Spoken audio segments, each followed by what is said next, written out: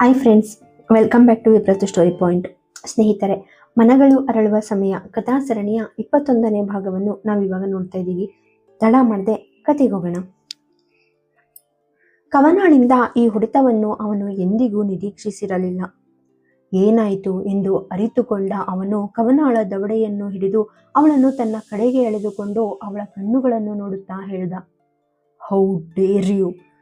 ಕವನ ಕೂಡ ಯಾವುದೇ ಭಯವಿಲ್ಲದೆ ತನ್ನ ಮುಖವನ್ನು ಮೇಲೆತ್ತಿ ಅವನ ಕಣ್ಣಲ್ಲಿ ಕಣ್ಣಿಟ್ಟು ಸುರಿಯುತ್ತಿದ್ದ ಕಣ್ಣೀರುಗಳನ್ನು ಒರೆಸಿಕೊಳ್ಳುತ್ತಾ ಹೇಳಿದ್ಲು, ಯಾಕಂದ್ರೆ ನಾನು ವೇಶ್ಯೆ ಅಲ್ಲ ಮಿಸ್ಟರ್ ಆದಿತ್ಯ ರಾಜ್ ಎಂದು ಹೇಳುತ್ತಾ ಅವಳು ಆದಿತ್ಯನ ಕಣ್ಣುಗಳನ್ನು ನೋಡಲಾರಂಭಿಸಿದಳು. ಇದನ್ನು ಕೇಳಿದ ಆದಿತ್ಯ ಇದ್ದಕ್ಕಿದ್ದಂತೆ ಕವನಾಳ ಮೇಲಿನ ತನ್ನ ಹಿಡಿತವನ್ನು ಸಡಿಲ ಮಾಡಿ ಅವಳನ್ನು ತನ್ನಿಂದ ದೂರ ತಳ್ಳಿದ. ಅವಳ ಕೊನೆಯ ಮಾತುಗಳು ಆದಿತ್ಯನ ಕಿವಿಗಳಲ್ಲಿ ಪ್ರತಿಧ್ವನಿಸುತ್ತಿದ್ದವು. ಅವನ ಹೆಜ್ಜೆಗಳು ಸ್ವಯಂಚಾಲಿತವಾಗಿ ಹಿಂದಕ್ಕೆ ಚಲಿಸಲು ಶುರು ಮಾಡಿದವು. ಬೆಳಗಿನ ಸಮಯ. ಆದಿತ್ಯ ರಾತ್ರಿ ಎಷ್ಟು ಗಂಟೆಗೆ ಮಲಗಿದ್ದನೆಂದು ತಿಳಿದಿಲ್ಲ. ಅವನು ಸೋಫಾದ ಮೇಲೆ ಪ್ರಜ್ಞೆ ತಪ್ಪಿದ ಹಾಗೆ ಮಲಗಿದ್ದ. ಅವನು ಇನ್ನೂ ಮಂಪರಿನಲ್ಲಿ ಇರುವಾಗಲೇ ಮಾಯಾಳ ಕಾಲ್ ಬಂದಿತ್ತು. ಕಾಲ್ ಪಿಕ್ ಮಾಡಿದ. ಇನ್ನೊಂದು ಕಡೆ ಮಾಯಾ ಫ್ರೆಶ್ ಮೈಂಡ್ ಸೆಟ್ಟಲ್ಲಿ ಹೇಳಿದ್ಲು, ಗುಡ್ ಮಾರ್ನಿಂಗ್. ಇನ್ನೊಂದು ಕಡೆಯಿಂದ ಆದಿತ್ಯ ನಿದ್ದೆಯ ಧ್ವನಿಯಲ್ಲಿ, ನೀನು ಗುಡ್ ಮಾರ್ನಿಂಗ್ ಹೇಳೋಕೆ ನನಗೆ ಕಾಲ್ ಮಾಡಿದ್ಯಾ ಎಂದು ತುಂಟ ಧ್ವನಿಯಲ್ಲಿ ಹೇಳಿದ. ಇದನ್ನು ಕೇಳಿ ಮಾಯಾ ಸ್ವಲ್ಪ ಕೋಪದ ಮುಖ ಮಾಡಿ ಹೇಳಿದ್ಲು, ಡಿಯರ್, ಅಟ್ಲೀಸ್ಟ್ ಕೆಲವೊಮ್ಮೆ ನೀನು ಸರಿಯಾಗಿ ಆನ್ಸರ್ ಮಾಡಬೇಕು. ಆಮೇಲೆ ಅವಳು ಟೀಸಿಂಗ್ ಟೋನಲ್ಲಿ ಹೇಳಿದ್ಲು, ನೈಟ್ ಮಿಸ್ ಆಗಿರೋ ಬ್ಯೂಟಿಫುಲ್ ಮೂಮೆಂಟ್ನ ಅಟ್ಲೀಸ್ಟ್ ನೀನು ಡೇಯಲ್ಲಿ ಬ್ಯೂಟಿಫುಲ್ ಆಗಿ ಎನ್ಹಾನ್ಸ್ ಮಾಡಬಹುದು. Maya, I am out of my mind. ನೀನು ಇನ್ನಷ್ಟು ನನ್ನ ಮೈಂಡ್ನ ಹಾಳು ಮಾಡಬೇಡ.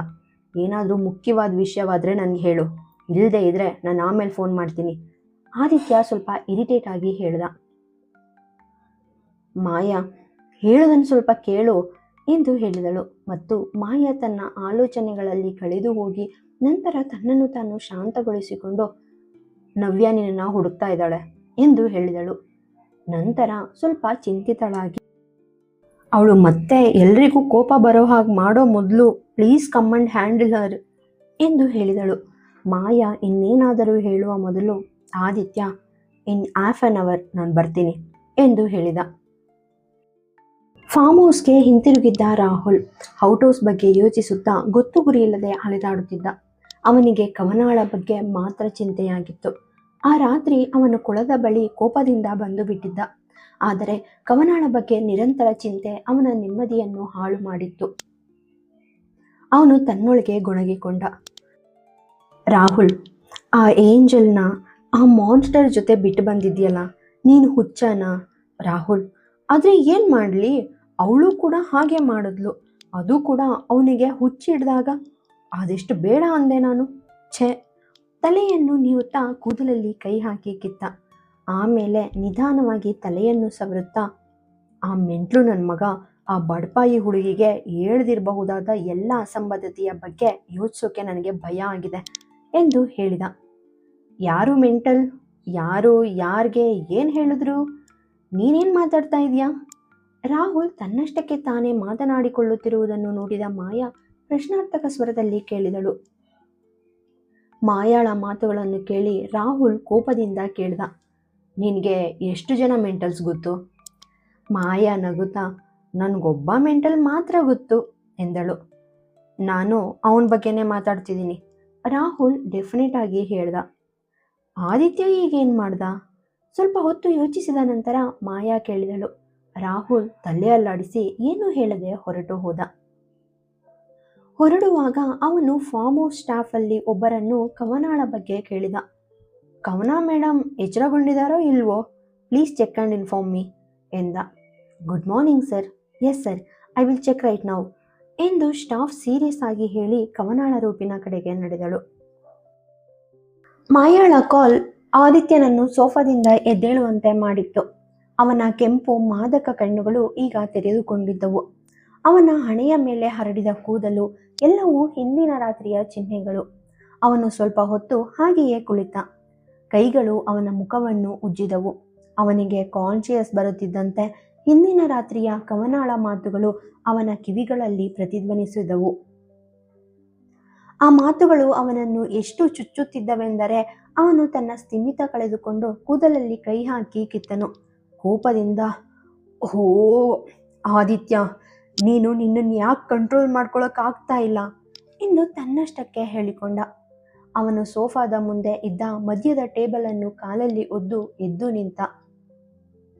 ಕಣ್ಣುಗಳನ್ನು ಸುತ್ತಲೂ ಒಮ್ಮೆ ತಿರುಗಿಸಿ ತಲೆಯನ್ನು ಅತ್ತಿತ್ತ ಆಡಿಸಿದವನು ಸೀದಾ ಮೆಟ್ಟಿಲುಗಳ ಬಳಿಗೆ ನಡೆದ. ಆದಿತ್ಯ ಸುಮಾರು 20 ನಿಮಿಷಗಳಲ್ಲಿ ರೆಡಿಯಾಗಿ ಹೊರಬಂದ. ಕ್ರೀಮ್ ಕಲರ್ ಶರ್ಟ್ ಮತ್ತು ಕಪ್ಪು ಜೀನ್ಸ್ ವೇರ್ ಮಾಡಿ ಕನ್ನಡಿಯ ಬಳಿ ಬಂದು ತನ್ನ ಕೂದಲನ್ನು ಸರಿಪಡಿಸಿಕೊಳ್ಳುತ್ತಾ ನಿಂತ. ಅವನು ತನ್ನ ವಾಚ್ ಕಟ್ಟಿಕೊಂಡು ಪರ್ಸನ್ನು ತೆಗೆದು ಜೋಬಿನಲ್ಲಿ ಇಟ್ಟುಕೊಂಡು ಕೆಳಗೆ ನಡೆಯಲು ಶುರು ಮಾಡಿದ. ಕಾಫಿ ಮೇಕರ್ನಿಂದ ಒಂದು ಕಪ್ ತೆಗೆದುಕೊಳ್ಳುತ್ತಿರುವಾಗ ಅವನಿಗೆ ಇದ್ದಕ್ಕಿದ್ದಂತೆ ಕವನಾಳೊಂದಿಗಿನ ತನ್ನ ತುಂಟತನವೆಲ್ಲ ನೆನಪಾಯಿತು. ಅವನ ತುಟಿಗಳಲ್ಲಿ ಅನೈಚ್ಛಿಕವಾಗಿ ಒಂದು ಮಂದ ನಗು ಕಾಣಿಸಿಕೊಂಡಿತು. ಆದರೆ ಮುಂದಿನ ಕ್ಷಣ ಹಿಂದಿನ ರಾತ್ರಿಯನ್ನು ನೆನಪಿಸಿಕೊಳ್ಳುತ್ತಾ ನಗು ಕ್ಷಣಾರ್ಧದಲ್ಲಿ ಮಾಯವಾಯಿತು. ಒಂದು ಗುಟುಕು ಕುಡಿದ ನಂತರ ಕಾಫಿಯನ್ನು ಹಾಗೆಯೇ ಬಿಟ್ಟು ಇನ್ನೂ ಕುದಿಯುತ್ತಲೇ ಇದ್ದ ಅವನು ಫಾರ್ಮ್ ಹೌಸ್ ಕಡೆಗೆ ಹೆಜ್ಜೆ ಹಾಕಿದ. ಎಂದಿನಂತೆ ಅವನು ಹೊರಡುವಾಗ ಅವನ ಮುಖವು ಭಾವಶೂನ್ಯವಾಗಿತ್ತು. ಅವನ ಕಣ್ಣುಗಳು ಅವನ ಹೃದಯದ ಭಾವನೆಗಳನ್ನು ಹೊರಗೆ ಬರದಂತೆ ಮಾಡಲು ಅವನು ಸನ್ಗ್ಲಾಸ್ ಕಣ್ಣಿಗೇರಿಸಿದ್ದ. ಫೋನ್ನಲ್ಲಿ ಮಾತನಾಡುತ್ತಲೇ ಅತ್ತ ನಡೆದಿದ್ದ ಅವನು. ಆಗ ಫೂಲ್ ಬಳಿಯ ಪ್ರದೇಶವನ್ನು ಸ್ವಚ್ಛಗೊಳಿಸುತ್ತಿದ್ದ ಸಿಬ್ಬಂದಿಯೊಬ್ಬರು ಅವನ ಕಡೆಗೆ ಓಡಿ ಬಂದರು. ಅವನು ನಿಂತು ಪ್ರಶ್ನಾರ್ಥಕವಾಗಿ ಅವರನ್ನು ನೋಡಿದ. ಸರ್, ಅದು ಪೂಲ್ ಹತ್ರ ಆ ಮೇಡಮ್. ಆತಂಕದಿಂದ ಮುಳುಗಿದ ಎಂಪ್ಲಾಯ್ ತನ್ನ ಸಂಭಾಷಣೆಯನ್ನು ಪ್ರಾರಂಭಿಸಲು ಅಥವಾ ಮುಗಿಸಲು ಸಾಧ್ಯವಾಗಲಿಲ್ಲ. ಆದರೆ ಅವನ ಅರ್ಧ ಮನಸ್ಸಿನ ಮಾತುಗಳಿಂದ ಏನನ್ನೋ ಗ್ರಹಿಸಿದ ಆದಿತ್ಯ ನಿನ್ನೆ ರಾತ್ರಿ ಕವನಾಳನ್ನು ಬಿಟ್ಟು ಹೋದ ಕೊಳದ ಕಡೆಗೆ ಓಡಿದ. ಆ ಎಂಪ್ಲಾಯ್ ಕೂಡ ಭಯಭೀತನಾಗಿ ಹಿಂಬಾಲಿಸಿದ. ಕವನ ಕೊಳದ ಬಳಿಯ ಕುರ್ಚಿಯ ಮೇಲೆ ನಡಗುತ್ತಾ ಮಲಗಿದ್ದಳು. ಸಣ್ಣ ಮಳೆಯಿಂದ ಒದ್ದೆಯಾಗಿದ್ದ ಅವಳ ಕೂದಲು ಅವಳ ಮುಖಕ್ಕೆ ಅಂಟಿಕೊಂಡಿತ್ತು. ಶೀತ ಹವಾಮಾನದಿಂದಾಗಿ ಅವಳು ಪ್ರಜ್ಞಾಹೀನಳಾಗಿ ಮಲಗಿದ್ದಳು. ತನ್ನ ಸೀರೆಯ ಸೆರಗನ್ನು ಮೈ ತುಂಬ ಸುತ್ತಿಕೊಂಡಿದ್ದಳು. ಲೈಟಾಗಿ ಬಂದಿದ್ದ ಮಳೆಯಿಂದಾಗಿ ಆ ಕವನಾಳ ಸೀರೆ ನೆನೆದು ಅವಳ ದೇಹಕ್ಕೆ ಅಂಟಿಕೊಂಡಿತ್ತು. ಮೇಡಮ್ ರಾತ್ರಿ ಇಡೀ ಇಲ್ಲೇ ಮಲಗಿದ್ದಂತೆ ಕಾಣಿಸ್ತಾ ಇದೆ. ಆದಿತ್ಯನ ಹಿಂದೆ ನಿಂತಿದ್ದ ಎಂಪ್ಲಾಯ್ ಕವನಾಳನ್ನು ಸೂಕ್ಷ್ಮವಾಗಿ ಗಮನಿಸಲು ಶುರು ಮಾಡಿದ. ಆದಿತ್ಯನ ತೀಕ್ಷ್ಣ ನೋಟ ಅವನ ಮೇಲೆ ಬಿದ್ದ ತಕ್ಷಣ ಅವರು ತನ್ನ ದೃಷ್ಟಿಯನ್ನು ತಗ್ಗಿಸಿ ಸದ್ದಿಲ್ಲದೆ ಹೊರಟು ಹೋದರು. ಆದಿತ್ಯ ಕವನಾಳ ಬಳಿ ಮೊಣಕಾಲುಗಳ ಮೇಲೆ ಕುಳಿತು ಅವಳನ್ನು ನೋಡಲು ಶುರು ಮಾಡಿದ. ಕವನಾಳ ಮಸುಕಾದ ಮುಖವನ್ನು ನೋಡುತ್ತಾ ಅವನು ಹೃದಯವು ಒಳಗಿನಿಂದ ನುಯ್ಯುತ್ತಿರುವಂತೆ ಅನಿಸುತ್ತಿತ್ತು. ಕವನಾಳ ಸ್ಥಿತಿಗೆ ತಾನೇ ಕಾರಣ ಎಂದು ಅವನ ಹೃದಯಕ್ಕೆ ತಿಳಿದಿತ್ತು. ಕವನಾಳ ಮುಖದ ಮೇಲೆ ಹರಡಿಕೊಂಡಿದ್ದ ಕೂದಲನ್ನು ತೆಗೆಯುವಾಗ ಅವನು ಅವಳ ಮುಖ ಮತ್ತು ಹಣೆಯನ್ನು ಮುಟ್ಟಿ ನೋಡಿದ. ಅವಳ ಹಣೆಯು ಬೆಂಕಿಯಂತೆ ಉರಿಯುತ್ತಾ ಇತ್ತು. ಕವನಾಳ ಹೆಸರನ್ನು ಕರೆಯುತ್ತಾ ಅವಳನ್ನು ಮನೆಯೊಳಗೆ ಕರೆದೊಯ್ಯಲು ಅವನು ಅವಳನ್ನು ತನ್ನ ತೋಳುಗಳಲ್ಲಿ ತೆಗೆದುಕೊಳ್ಳಲು ಪ್ರಯತ್ನಿಸಿದಾಗ ಕವನ ಎದ್ದು ಕುಳಿತುಕೊಂಡಳು. ಆದಿತ್ಯನ ಕೈಗಳು ತನ್ನ ಮೇಲೆ ಇರುವುದನ್ನು ನೋಡಿ ತುಸು ಮಿಡುಕಾಡಿದಳು, ವಿರೋಧಿಸುವಂತೆ. ಆದಿತ್ಯ ಏನು ಹೇಳದೆ ಅವಳನ್ನು ಮತ್ತೆ ಹಿಡಿದುಕೊಳ್ಳಲು ಹೊರಟಾಗ ಕವನ ಅವಳ ಕೈಗಳ ಸನ್ನೆ ಮಾಡಿ ದೂರದಿಂದಲೇ ಅವನ ಕೈಗಳನ್ನು ನಿಲ್ಲಿಸಿದಳು. ಇದನ್ನು ನೋಡಿದ ಆದಿತ್ಯ ಕೋಪದ ಗೆಸ್ಚರ್ನೊಂದಿಗೆ ದೂರದಿಂದಲೇ ತನ್ನ ಕೈಗಳನ್ನು ನಿಲ್ಲಿಸಿದ.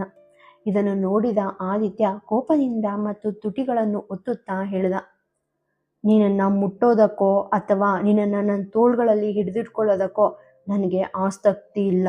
ನಿನಗೆ ಜ್ವರ ಇದೆ, ಆದ ಕಾರಣ ನಾನು ಚೆನ್ನಾಗಿದ್ದೀನಿ. ಆದಿತ್ಯನ ಮಾತುಗಳನ್ನು ಅರ್ಧಕ್ಕೆ ನಿಲ್ಲಿಸಿದ ಕವನ ಏನು ಹೇಳದೆ ಅವನತ್ತ ನೋಡಿದಳು. ನಡುಗುವ ಮತ್ತು ನೋವು ತುಂಬಿದ ಧ್ವನಿಯಲ್ಲಿ ಮಾತನಾಡಲು ಶುರು ಮಾಡಿದಳು. ಅವಳು ಮಾತನಾಡುತ್ತಾ ಎದ್ದೇಳಲು ಪ್ರಾರಂಭಿಸಿದ ತಕ್ಷಣ ಅವನು ಮತ್ತೆ ಅವಳ ಹಣೆಯ ಮೇಲೆ ಕೈಯಿಟ್ಟು ಅವಳನ್ನು ಹೀಗೆ ನೋಡಿ ಆದಿತ್ಯ ಕೋಪ ಮತ್ತು ದುಃಖದಿಂದ ಮಾತನಾಡಿದ. ನೀನು ಈಗಾಗಲೇ ನಿನಗೆ ಬೇಕಾದುದನ್ನು ಮಾಡಿಯಾಗಿದೆ. ಒಳಗೆ ಬಾ, ಏನಾದರೂ ತಿಂದು ಮೆಡಿಸಿನ್ಸ್ ತಗೋ. ಅದರೊಂದಿಗೆ ಅವನು ಕವನಾಳ ಭುಜವನ್ನು ಹಿಡಿದು ಅವಳನ್ನು ಮೇಲಕ್ಕೆತ್ತಲು ಶುರು ಮಾಡಿದ. ಕವನ ಅವನಿಂದ ದೂರ ಸರಿದು ಅವನನ್ನು ನೋಡುತ್ತಾ, please stay away from me sir. ನನ್ನಂತಹ ಕನ್ನಿಂಗ್ ಹುಡುಗಿ ರಿಚ್ ಪರ್ಸನ್ಗಳನ್ನ ಬಲೆಗೆ ಬೀಳಿಸೋ ಮೂಲಕ ಅವಳ ಅಗತ್ಯಗಳನ್ನ ಪೂರೈಸ್ಕೋತಾಳೆ ಎಂದು ಹೇಳಿದಳು. ಅವಳು ತಲೆಯನ್ನು ಸ್ವಲ್ಪ ಓರೆಯಾಗಿಸಿ ಆದಿತ್ಯನ ಕಣ್ಣುಗಳನ್ನು ನೋಡುತ್ತಾ ತನ್ನ ಅಪೂರ್ಣ ವಾಕ್ಯವನ್ನು ಪೂರ್ಣಗೊಳಿಸಿದಳು. ಅವಳು ಸುಮ್ಮನಾದಳು. ಅವಳು ಮಾತನಾಡಲು ಅಥವಾ ನಿಲ್ಲಲು ಎಷ್ಟು ಕಷ್ಟಪಡುತ್ತಿದ್ದಾಳೆಂದು ಆದಿತ್ಯನಿಗೆ ಗೊತ್ತಾಗುತ್ತಿತ್ತು. ಕವನ ಮತ್ತೆ ಮಾತನಾಡುವಾಗ ಆದಿತ್ಯ ಏನೋ ಹೇಳಲು ಹೊರಟಿದ್ದ. ಆದರೆ ಅವಳ ಧ್ವನಿ ದ್ವೇಷ ಮತ್ತು ನೋವಿನಿಂದ ನಡುಗ್ತಾ ಇತ್ತು. ನನ್ನಂತಹ ಕೆಟ್ಟು ಸ್ವಭಾವದ ಹುಡುಗಿಯನ್ನ ನಿಮ್ಮಂತಹ ಗೌರವಾನ್ವಿತ ಪುರುಷರೊಂದಿಗೆ ಯಾರಾದರೂ ನೋಡಿದ್ರೆ ನಿಮ್ಮ ಗೌರವ ಉಳಿಯುತ್ತಾ? ಅವಳು ಮಾತನಾಡುತ್ತಿದ್ದಂತೆ ಅವಳ ಕಣ್ಣುಗಳಲ್ಲಿ ನೋವು, ಕೋಪ ಮತ್ತು ಕಣ್ಣೀರು ತುಂಬಿ ಹೋಗಿತ್ತು. ಪ್ರವಾಹದಂತೆ ಉಕ್ಕಿ ಹರಿಯುತ್ತಿದ್ದ ನೋವನ್ನು ಹೊರಹಾಕುತ್ತಾ ಕವನ ಎಡವಿ ಹೆಜ್ಜೆ ಹಾಕುತ್ತಾ ನಡೆದಳು. ಆದರೆ ಆದಿತ್ಯ ಅವಳನ್ನು ನೋಡುತ್ತಾ ನಿಂತಿದ್ದ. ಒಳಗೆ ಏನೋ ಒಡೆಯುತ್ತಿರುವಂತೆ ಭಾಸವಾಯಿತು ಅವನಿಗೆ. ಅಲ್ಲಿ ಫಾರ್ಮ್ ಹೌಸ್ನಲ್ಲಿ ಕವನಾಳನ್ನು ಪರಿಶೀಲಿಸಲು ಕಳುಹಿಸಿದ ಸ್ಟಾಫ್ಗೋಸ್ಕರ ರಾಹುಲ್ ಆತಂಕದಿಂದ ಕಾಯುತ್ತಿದ್ದ. ಅವಳು ಬರುತ್ತಿರುವುದನ್ನು ನೋಡಿ ರಾಹುಲ್ ಚಿಂತಿತನಾಗಿ, ಏನಾಯಿತು? ಕವನ ಮೇಡಮ್ ಎಚ್ಚರ ಆಗಿದ್ದಾರಾ? ಸರ್, ಕವನ ಮೇಡಮ್ ಅವ್ರ ರೂಮಲ್ಲಿ ಇಲ್ಲ ಎಂದು ಆ ಸ್ಟಾಫ್ ರಾಹುಲ್ಗೆ ಹೇಳಿದರು. ರಾಹುಲ್ ಇನ್ನೇನನ್ನು ಕೇಳುವ ಮೊದಲು ಬಾಗಿಲಿಗೆ ಎದುರಾಗಿ ನಿಂತಿದ್ದ ಸ್ಟಾಫ್ ಕವನ ಮುಂಭಾಗದಿಂದ ಬರುತ್ತಿರುವುದನ್ನು ನೋಡಿ ರಾಹುಲ್ ಕಡೆಗೆ ಸನ್ನೆ ಮಾಡಿ, ಕವನ ಮೇಡಮ್ ಬರ್ತಿದ್ದಾರೆ ಎಂದು ಸನ್ನೆ ಮಾಡಿ ಹೊರಟು ಹೋದರು. ಯಾಕೆ ಹೀಗಿದೆಯಾ? ಏನಾಯಿತು? ಕವನಾಳ ಕಡೆಗೆ ಬರುತ್ತಾ ರಾಹುಲ್ ಆತಂಕದಿಂದ ಕೇಳಿದ. ಏನೂ ಆಗಿಲ್ಲ ಸರ್, ಚುಟುಕಾಗಿ ಹೇಳಿದಳು ಕವನ. ನಿನ್ನೆ ರಾತ್ರಿ ನೀನೆಲ್ಲಿದ್ದೆ? ನಿನ್ನ ರೂಮಲ್ಲಿ ಇರಲಿಲ್ವಾ? ರಾಹುಲ್ ಕಳವಳದಿಂದ ಕೇಳಿದ. ಸರ್, ನಾನು ರೂಮ್ ಒಳಗೆ ಇದ್ದೆ. ನನಗೆ ಒಳಗೆ ಸ್ವಲ್ಪ ಉಸಿರುಗಟ್ಟದ ಹಾಗೆ ಆಗ್ತಾ ಇತ್ತು. ಅದಕ್ಕೆ ಎದ್ದು ನಾನು ಹೊರಗೆ ಹೋದೆ. ನಾನು ಫ್ರೆಶ್ ಆಗಿ ಬರ್ತೀನಿ ಸರ್. ಹೀಗೆ ಹೇಳುತ್ತಾ ಅವಳು ಮೇಲಕ್ಕೆ ಹೋಗಲು ಮುಂದಾದಳು. ನಿನಗೆ ಸುಳ್ಳು ಹೇಳೋದಕ್ಕೂ ಬರೋಲ್ಲ ಕವನ. ರಾಹುಲ್ ಕವನಾಳನ್ನು ನಿಲ್ಲಿಸಿದ. ಕಣ್ಣಲ್ಲಿ ತುಂಬಿದ್ದ ನೀರನ್ನು ಕಷ್ಟಪಟ್ಟು ಕೆಳಗೆ ಹರಿಯದಂತೆ ತಡೆದುಕೊಳ್ಳುತ್ತಾ ಅಲ್ಲಿಂದ ಹೊರಟಿದ್ದ ಕವನ ತನ್ನನ್ನು ತಾನು ನಿಯಂತ್ರಿಸಿಕೊಂಡು ಶಾಂತವಾಗಿ ರಾಹುಲ್ ಕಡೆಗೆ ತಿರುಗಿ, I am completely fine sir, ನಾನು ಬೇಗನೆ ಫ್ರೆಶಪ್ ಆಗಿ ಬರ್ತೀನಿ ಎಂದಳು. ನಾನು ನಿನ್ನ ಜೊತೆ ಮಾತಾಡಬೇಕು ಎಂದು ರಾಹುಲ್ ಹೇಳಿದ. ಅವನು ಇನ್ನೇನನ್ನೋ ಹೇಳುವ ಮೊದಲೇ ಅವಳು ತಿರುಗಿ ಹೊರಟು ಹೋದಳು. ಆಲೋಚನೆಯಲ್ಲಿ ಮುಳುಗಿದ್ದ ರಾಹುಲ್ ಹೊರಗೆ ನಡೆಯುತ್ತಿದ್ದಾಗ ಆದಿತ್ಯ ಅವನ ಬಳಿಗೆ ನಡೆದು ಬಂದನು. ಇಬ್ಬರು ಕವನಾಳ ಆಲೋಚನೆಗಳಲ್ಲಿ ಮುಳುಗಿ ಹೋಗಿದ್ದರು. ಆದಿತ್ಯ ಅವನನ್ನು ನಿರ್ಲಕ್ಷಿಸಿ ಮುಂದಕ್ಕೆ ಹೋಗುತ್ತಿದ್ದಾಗ ರಾಹುಲ್ ಅವನನ್ನು ತಡೆದು ಕರೆದನು. ಆದಿ, ರಾಹುಲ್ ಹಿಂದಿನಿಂದ ಕರೆದನು. ಆದಿತ್ಯ ಏನು ಹೇಳದೆ ತಿರುಗದೆ ಅಲ್ಲಿಯೇ ನಿಂತನು. ನಿನ್ನೆ ನಿನ್ನ ಮತ್ತೆ ಕವನ ನಡುವೆ ಏನಾದರೂ ನಡೀತಾ? ರಾಹುಲ್ ಗೊಂದಲದಿಂದ ಕೇಳಿದ. ರಾಹುಲ್ ಕೇಳಿದಾಗ ಆದಿತ್ಯ ಏನು ಹೇಳದೆ ಸುಮ್ಮನೆ ನಿಂತ. ಅವನ ಮನಸ್ಸಿನಲ್ಲಿ ನಡೆಯುತ್ತಿದ್ದ ಏಕೈಕ ವಿಷಯವೆಂದರೆ ಕವನ ಸ್ವಲ್ಪ ಸಮಯದ ಹಿಂದೆ ಹೇಳಿದ ಮಾತುಗಳು. ಆದಿತ್ಯ ಮೌನವಾಗಿರುವುದನ್ನು ನೋಡಿ ರಾಹುಲ್ ಮತ್ತೆ ಕೇಳ್ದ, ನಿನ್ನೆ ರಾತ್ರಿ ಕವನಾಗೆ ಏನಾದರೂ ಹೇಳ್ದ? ರಾಹುಲ್ ಮತ್ತೆ ಕೇಳಿದ. ಆದಿತ್ಯ ಈ ಬಾರಿ ಹಲ್ಲು ಕಡಿಯುತ್ತಾ ಇರಿಟೇಟ್ ಆಗಿ ಹೇಳ್ದ, ಯಾಕೆ? ನೀನು ಕವನನ ಕೇಳಲಿಲ್ವಾ? ಅಥವಾ ಅವಳು ನಿನ್ಗೆ ಹೇಳಲಿಲ್ವೋ? ಹೀಗೆ ಹೇಳುತ್ತಾ ಅವನು ಹೋಗಲು ಮುಂದಾದ. ಅನಂತರ ಏನೋ ಯೋಚಿಸುತ್ತಾ ಅವನು ನಿಂತು ರಾಹುಲ್ ಕಡೆಗೆ ನೋಡಿದ. ರಾಹುಲ್ ಪ್ರಶ್ನಾರ್ಥಕ ರೀತಿಯಲ್ಲಿ ತಲೆ ಅಲ್ಲಾಡಿಸಿ, ಏನು ಎಂದು ಕೇಳಿದ. ಆದಿತ್ಯ ಕೋಪ ಮತ್ತು ವ್ಯಂಗ್ಯದ ಸ್ವರದಲ್ಲಿ ಹೇಳ್ದ, ನೀನು ಕವನನ ನಿನ್ನ ನಿಯಂತ್ರಣದಲ್ಲಿಟ್ಕೊಂಡ್ರೆ ಒಳ್ಳೆಯದು. ಇನ್ನು ಮುಂದೆ ಅವಳನ್ನ ನನ್ನಿಂದ ದೂರ ಇಟ್ಟರೆ ಇದು ನಮ್ಮೂವರೆಗೂ ಒಳ್ಳೆಯದು. ಆದಿತ್ಯ ಹೀಗೆ ಹೇಳಿದ. ರಾಹುಲ್ ಅವನ ಮಾತನ್ನು ತಡೆದು, ಮಗ, ಆ ಮುಗ್ಧ ಹುಡುಗಿ ನಿನಗೇನು ಪ್ರಾಬ್ಲಮ್ ಮಾಡಿದ್ಲು? ಯಾಕೆ ಅವಳನ್ನು ಹಾಗೆ ಟಾರ್ಚರ್ ಮಾಡ್ತಾ ಇದೆಯಾ? ಅವಳನ್ನು ಅವಳ ಪಾಡಿಗೆ ಬಿಡೋ.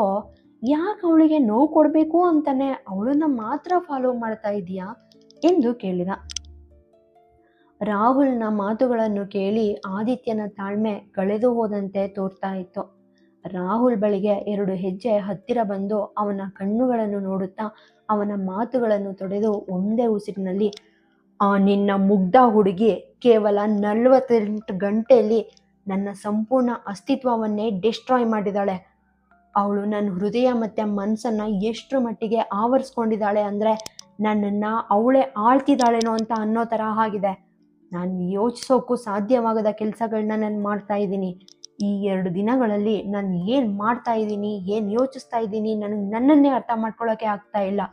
ಅವಳನ್ನು ಹಿಂಸಿಸ್ತಾ ಇರೋದು ನಾನಲ್ಲ, ಆದರೆ ಅವಳೇ ನನ್ನನ್ನು ಹಿಂಸಿಸ್ತಾ ಇದ್ದಾಳೆ ಅಂತ ನನಗೆ ಅರ್ಥ ಆಗ್ತಾ ಇಲ್ಲ. ಅವಳು ಇನ್ನೂ ಸ್ವಲ್ಪ ಹೊತ್ತು ನನ್ನ ಮುಂದೆ ಇದ್ದರೆ ಒಂದೋ ನಾನು ಹುಚ್ಚಾಗ್ತೀನಿ ಅಥವಾ ನಾನು ಅವಳನ್ನ ಹುಚ್ಚಳನ್ನಾಗಿ ಮಾಡ್ತೀನಿ. ಒಂದೇ ಉಸಿರಿನಲ್ಲಿ ಇದನ್ನು ಹೇಳಿದ ನಂತರ ಅವನು ಹೇಳ್ದ. ನಂತರ ಆಳವಾದ ಉಸಿರನ್ನು ತೆಗೆದುಕೊಳ್ಳುತ್ತಾ ಹೇಳ್ದ, ಬ್ರೀಫ್ ಆಗಿ, ನಾವಿಬ್ಬರು ಪರಸ್ಪರ ದೂರ ಇದ್ದಷ್ಟು ಅದು ನಮಗೆ ಮಾತ್ರ ಅಲ್ಲದೆ ನಮ್ಮ ಸುತ್ತಮುತ್ತಲಿನ ಜನರಿಗೂ ಸಹ ತುಂಬ ಒಳ್ಳೆಯದು. ಹೀಗೆ ಹೇಳುತ್ತಾ ಅವನು ಅಲ್ಲಿಂದ ಹೊರಟು ಹೋದ. ತನ್ನ ಬಾಯಿಯನ್ನು ಅಗಲವಾಗಿ ತೆರೆದು ಕಣ್ಣುಗಳನ್ನು ಅರಳಿಸಿ ಅವನನ್ನೇ ನೋಡುತ್ತಿದ್ದ ರಾಹುಲ್ ತಲೆ ಅಲ್ಲಾಡಿಸಿ ತನ್ನೊಳಗೆ ಗುಣಗುತ್ತಾ ಹೇಳ್ದ, ಅವಳು ಹೂವುಗಳಿಗಿಂತ ಹೆಚ್ಚು ಸೆನ್ಸಿಟಿವ್. ಮೇಣದ ಬತ್ತಿಯಂತಹ ಈ ಹುಡುಗನ್ನ ಅದ್ಯಾವಾಗ ಇಷ್ಟೊಂದು ಹಿಂಸಿಸಿದ್ಲು? ಇವನನ್ನ ನೋಡಿದ್ರೆ ತುಂಬಾ ಅಸಮಾಧಾನಗೊಂಡ ಹಾಗೆ ಕಾಣಿಸ್ತಾ ಇದ್ದಾನೆ. 10 ಪ್ರಶ್ನೆಗಳನ್ನ ಕೇಳಿದ್ರೆ ಒಂದೇ ಪದದಲ್ಲಿ ಉತ್ತರ ಹೇಳ್ತಿದ್ದ ವ್ಯಕ್ತಿ ಒಂದೇ ಉಸಿರಿಗೆ ಕನಿಷ್ಠ 1000 ಪದಗಳನ್ನ ಮಾತಾಡ್ಬಿಟ್ಟ. ಇಷ್ಟು ವರ್ಷಗಳಿಂದ ಅವನು ಇಷ್ಟೊಂದು ಮಾತಾಡಿರೋದನ್ನ ನಾನು ಒಮ್ಮೆನೂ ಕೇಳಿಲ್ಲ. ನಂತರ ತನ್ನಷ್ಟಕ್ಕೆ ತಾನೇ ಯೋಚಿಸುತ್ತಾ ಅವನು ಹೇಳ್ದ, ನಿನ್ನೆ ಮಾರ್ಕೆಟಲ್ಲಿ ನನ್ನ ಮತ್ತೆ ಕವನ ಮಧ್ಯೆ ನಡೆದ ಮಾತುಕತೆನ ಕವನ ಏನಾದರೂ ಈ ಪೈಥಾನ್ಗೆ ಹೇಳಿದ್ಲಾ? ಹೀಗೆ ಗುಣಗುತ್ತಾ ಆದಿತ್ಯನನ್ನು ಫಾಲೋ ಮಾಡಲು ಶುರು ಮಾಡಿದ. ಹಾಗೆಯೇ ಅವನನ್ನು ಕರೆದು ಅವನು ಹೋಗಿ ಅವನ ಮುಂದೆ ನಿಂತ. ಆದಿತ್ಯ ತನ್ನ ಕಣ್ಣುಗಳಿಂದ ಅವನನ್ನು ಸುಟ್ಟು ಬೂದಿ ಮಾಡಲಿರುವವನಂತೆ ತನ್ನ ಸನ್ಗ್ಲಾಸ್ಗಳನ್ನು ತೆಗೆದು ನೋಡುತ್ತಿದ್ದ. ಆದಿತ್ಯನ ನೋಟವನ್ನು ಗ್ರಹಿಸಿದ ಅವನು ಆಳವಾದ ಉಸಿರನ್ನು ತೆಗೆದುಕೊಂಡು, ನೋಡು ಮಗ, ಮೊದಲು ನನ್ನ ಮಾತು ಕೇಳು, ಆಮೇಲೆ ನಿನ್ಗಿಷ್ಟ ಬಂದ ಹಾಗೆ ಮಾಡು ಎಂದು ಹೇಳಿ ರಾಹುಲ್ ಶಾಂತವಾಗಿ ಆದಿತ್ಯನ ಕಡೆಗೆ ನೋಡಿದ. ನಿಮ್ಮಿಬ್ರು ಮಧ್ಯ ಏನಾಯ್ತು ಅಂತ ನನಗೆ ಗೊತ್ತಿಲ್ಲ ಮಗ, ಆದರೆ ಕವನ ಕೋಪದಿಂದ ನಿನ್ನ ಜೊತೆ ಏನಾದರೂ ಹೇಳಿದ್ರೆ ಅದಕ್ಕೆ ನಾನು ಮೇ ಬಿ ಕಾರಣ ಇರಬಹುದು. ನಂತರ ಅಲ್ಲೇ ಇದ್ದ ಕುರ್ಚಿಯ ಮೇಲೆ ಕುಳಿತು ಅವನು ಸ್ವಲ್ಪ ನಿರಾಶೆಗೊಂಡ ಧ್ವನಿಯಲ್ಲಿ ಹೇಳ್ದ, ನಿನ್ನೆ ಮಾರ್ಕೆಟಲ್ಲಿ ಅವಳು ಈಗಾಗಲೇ ನನ್ನಿಂದ ಎಂಬಾರೆಸ್ಡ್ ಆಗಿದ್ಲು. ಅದಕ್ಕಾಗಿಯೇ ನೀನು ಹೇಳಿದ ಯಾವುದೋ ವಿಷಯದಿಂದ ಇರಿಟೇಟ್ ಆಗಿ ಅವಳು ಸ್ವಲ್ಪ ಹೆಚ್ಚು ರಿಯಾಕ್ಟ್ ಮಾಡಿರಬಹುದು. ಇಲ್ಲದೆ ಹೋದರೆ ಆ ಇನ್ನೋಸೆಂಟ್ ಹುಡುಗಿ ನಿನ್ಗೆ ಏನು ಮಾಡೋಕ್ಕೆ ಸಾಧ್ಯನೋ? ರಾಹುಲ್ ತುಂಬ ಡಿಸಪಾಯಿಂಟೆಡ್ ಟೋನ್ನಲ್ಲಿ ಹೇಳ್ದ, ಹಿಂದಿನ ರಾತ್ರಿ ಏನಾಯಿತು ಅದಕ್ಕೆ ಅವಳು ಮಾತ್ರ ಜವಾಬ್ದಾರಳು. ಹಾಗಿರುವಾಗ ಆದಿತ್ಯ ಮತ್ತು ಕವನ ನಡುವೆ ಏನಾಯಿತು ಅಂತ ಅವನಿಗೂ ಸಹ ತಿಳಿದಿರಲಿಲ್ಲ. ಈ ನಾನ್ಸೆನ್ಸ್ ಅನ್ನ ಕೇಳ್ತಾ ನಿಂತಿದ್ದ ಆದಿತ್ಯನಿಗೆ ನಿನ್ನೆ ಮಾರ್ಕೆಟ್ನಲ್ಲಿ ಅವನ ಮತ್ತೆ ಕವನ ನಡುವೆ ಏನೋ ಸಂಭವಿಸಿದೆ ಎಂದು ಮಾತ್ರ ಗ್ರಹಿಸಲು ಸಾಧ್ಯ ಆಯಿತು. ಆ ಅನಿಸಿಕೆಯಿಂದಲೇ ಅವನು ರಾಹುಲ್ ಎದುರಿಗಿನ ಕುರ್ಚಿಯ ಮೇಲೆ ಕುಳಿತು ಹುಬ್ಬುಗಳನ್ನು ಸುಕ್ಕುಗಟ್ಟುತ್ತಾ, ಮೊದಲನೇದಾಗಿ ನಿನ್ನೆ ಮಾರ್ಕೆಟಲ್ಲಿ ಕವನ ನನಗೆ ಹೇಳಿದ್ದಕ್ಕೆ ನೀನು ಕಾರಣ ಅಲ್ಲ. ಮತ್ತೆ ಎರಡನೇದಾಗಿ ನಿನ್ನೆ ಮಾರ್ಕೆಟಲ್ಲಿ ನಿನ್ನ ಮತ್ತೆ ಕವನ ನಡುವೆ ಏನಾಯಿತು ಅಂತ ಈಗಲೇ ಹೇಳ್ತೀಯ? ಅವನು ಮಾತನಾಡುತ್ತಾ ತಲೆಬಾಗಿ ಕುಳಿತಿದ್ದ ರಾಹುಲ್ ಕಡೆಗೆ ನೋಡಿದ. ಆದಿತ್ಯನ ಮಾತುಗಳನ್ನು ಕೇಳಿ ರಾಹುಲ್ ಸ್ವಲ್ಪ ನಿರಾಸೆಗೊಂಡ. ಆಳವಾದ ಉಸಿರನ್ನು ತೆಗೆದುಕೊಂಡು ಹಿಂದಿನ ದಿನ ರಾತ್ರಿ ತಾನು ಕವನಾಗೆ ಮಾಡಿದ್ದ ಲವ್ ಪ್ರಪೋಸ್ ಬಗ್ಗೆ ಹೇಳಿದ. ಅವನ ಸಿನ್ಸಿಯರ್ ಕನ್ಫೆಷನ್ ನಿಂದಾಗಿ ರಾಹುಲ್ಗೆ ತುಸು ಸಮಾಧಾನವಾಯಿತು. ಆದರೆ ಕವನಾಳಿಗೆ ಅವನು ಪ್ರಪೋಸ್ ಮಾಡಿದ ವಿಷಯ ಕೇಳಿ ಆದಿತ್ಯನ ಕಣ್ಣುಗಳು ಈಗಾಗಲೇ ಕೋಪದಿಂದ ಕೆಂಪಾಗಿದ್ದವು. ಅವನು ವೈಲೆಂಟಾಗಿ ರಿಯಾಕ್ಟ್ ಮಾಡಲು ಹೊರಟಿದ್ದ. ಅಷ್ಟರಲ್ಲಿ ರಾಹುಲ್ ಆಲ್ಮೋಸ್ಟ್ ಅಳುತ್ತಾ ಅವನನ್ನು ತಬ್ಬಿಕೊಂಡು, ನನ್ನಿಂದ ಏನು ತಪ್ಪಾಯಿತು ಮಗ, ಅವಳು ಸ್ವಲ್ಪ ಯೋಚಿಸಿದ ಮೇಲೆ ರಿಜೆಕ್ಟ್ ಮಾಡ್ಬೋದಿತ್ತು ಅಲ್ವೇನೋ ಎಂದು ಕೇಳಿದ. ಮೂಗನ್ನು ಸುರ್ ಎನ್ನುತ್ತಾ ಕಣ್ಣುಗಳನ್ನು ಒರೆಸಿಕೊಂಡ. ಆದಿತ್ಯ ಅವನನ್ನು ಎಳೆದು ಕೋಪದಿಂದ ಹಲ್ಲು ಕಡಿಯುತ್ತಾ, ಮತ್ತೆ ಅವಳಿಗೆ ಪ್ರಪೋಸ್ ಮಾಡ್ಬೇಕು ಅಂದ್ಕೊಂಡಿದ್ಯಾ ಎಂದು ಕೇಳಿದ. ಅವನು ಹಾಗೆ ಹೇಳಿಯೇ ಬಿಟ್ಟಿದ್ದ, ಆದರೆ ಅವನ ಹೃದಯ ಬಡಿತ ಮತ್ತೆ ಜೋರಾಗಿತ್ತು. ರಾಹುಲ್, ಇಲ್ಲ ಮಗ, ಮತ್ತೆ ಅವಳಿಗೆ ನಾನು ಪ್ರಪೋಸ್ ಮಾಡಲ್ಲ ಎಂದು ಹೇಳಿದ. ಅವನು ಹಾಗೆ ಹೇಳಿ ತನ್ನ ಹಿಂದಿನಿಂದ ಫಾರ್ಮ್ ಹೌಸ್ ಒಳಗಿನಿಂದ ಬರುತ್ತಿರುವ ಕವನಾಳನ್ನು ನೋಡಿ, ಹೇ ಕವನ, ಆರ್ ಯು ರೆಡಿ ಎಂದು ಕೇಳಿದ. ಕವನ ಆದಿತ್ಯನನ್ನು ಕಂಪ್ಲೀಟ್ ಆಗಿ ನೆಗ್ಲೆಕ್ಟ್ ಮಾಡಿ, S sir, I am ready, ನಾನೇನು ಮಾಡಬೇಕಂತ ದಯವಿಟ್ಟು ಹೇಳಿ ಎಂದಳು. ರಾಹುಲ್ ಆದಿತ್ಯನನ್ನು ಸುಮ್ಮನೆ ನೋಡಿ ನಂತರ ಕವನಾಳನ್ನು ನೋಡಿ, ಇಲ್ಲ, ನೀನೇನೂ ಮಾಡಬೇಕಾಗಿಲ್ಲ, ನಾವಿಲ್ಲಿನ ಕೆಲಸಗಳನ್ನೆಲ್ಲ ನೋಡ್ಕೊಳ್ತೀವಿ ಅಂದ. ನೀನು ಹೋಗಿ ರೆಸ್ಟ್ ಮಾಡು, ನೀನು ತುಂಬ ಟಯರ್ಡ್ ಆದ ಕಾಣಿಸ್ತಾ ಇದೆಯಾ ಎಂದ. ಕವನಾಳ ನೆಗ್ಲಿಜೆನ್ಸಿಯನ್ನು ಆದಿತ್ಯನಿಗೆ ಗ್ರಹಿಸಲು ಸಾಧ್ಯವಾಯಿತು. ಅವನು ಇನ್ನು ಮುಂದೆ ಅದನ್ನು ಸಹಿಸಲಾರದೆ ಅಲ್ಲಿಂದ ಎದ್ದು ಹೊರಡಲು ಮುಂದಾದ. ನಂತರ ಕವನಾಳ ಧ್ವನಿ ಅವನ ಕಿವಿಗಳಲ್ಲಿ ಪ್ರತಿಧ್ವನಿಸಿದವು. ಸರ್, ನಾನಿಲ್ಲಿರೋದು ನೆಸೆಸಿಟಿ ಇಲ್ಲ ಅಂದರೆ ನಾನು ವಾಪಸ್ ಹೋಗ್ತೀನಿ ಎಂದಳು.